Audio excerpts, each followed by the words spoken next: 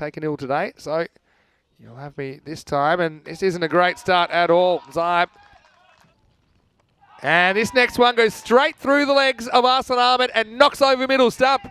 Well, the first one was ill-directed, and the second one just went straight through the legs of the hapless batter. Effectively, he'll go first ball. Set your best wishes, I'm sure Corey will take them on.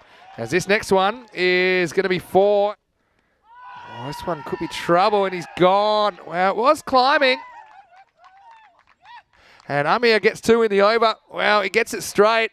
And yeah, for me, it looked straight enough. It was just a matter of if it was pad, which I think it was, and then the height, I suppose, as well. This one will be a tougher stop, and in fact, the fielder won't get there this time. Gondal down the third-man boundary.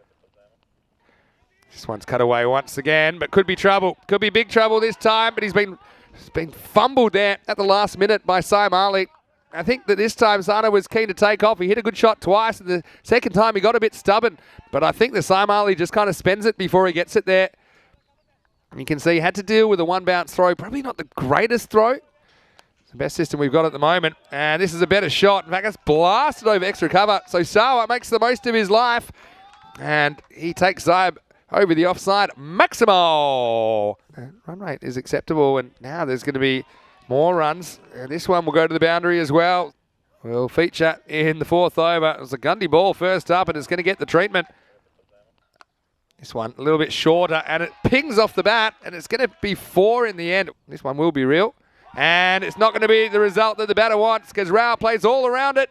Or maybe he should have tried to hit the first one, because this one is going to remove him.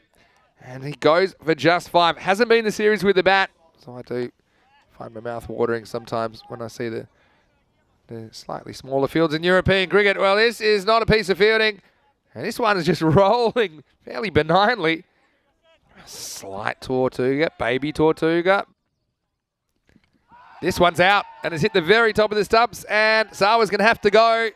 So, well, he's used up most of his lives, and they've run out now.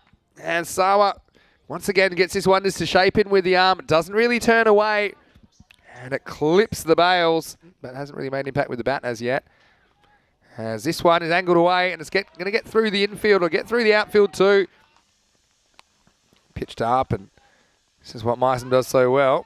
Not great fielding by Zulfikar, but I think it doesn't cost them a run. This time, Meissen tries the cutter. It doesn't work out. Tried something different there to get after the bowling. Once again, it's a length delivery. It's going to be 4 more. This has worked away, and it will just be stopped, I think. And so, yeah, 2 runs in the end. It's good running to get someone out if they go straight away. And this time, Parveen will do the job with the bat, with the stick in hand. And this is, I won't mention what everyone will be asking about, but I'm not going to be asking too much about this because this has been blasted away. Well, Parveen once again. And this one he turns on. He gets a fair piece of it, but I think Zybe's going to take the catch, and he does. And once again, no easy catches in these conditions. Zybe is a very good cricketer.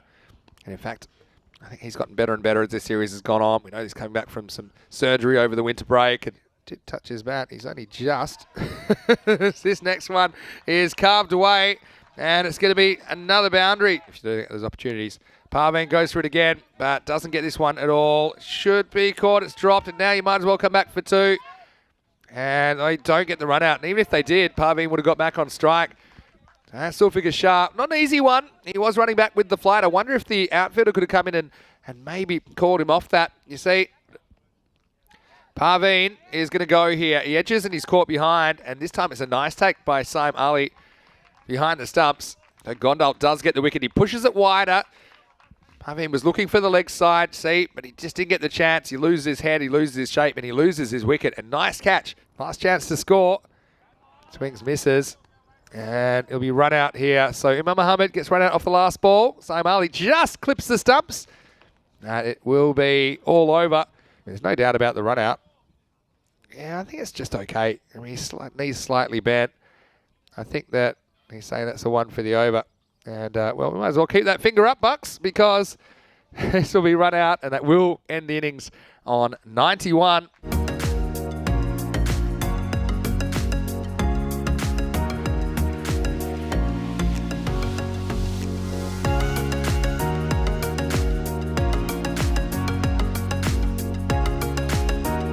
Here is the reply. 92. Marlow need for a spot in the final. And the first one gets past Mysom, who's been used at the top of the order again. Short, cut away. And this one will be the first boundary. So Mysom gets one a little bit short and wide. And this one goes after it. And it could be out, but it's not handled. And it won't be four. Well, that's a blessing.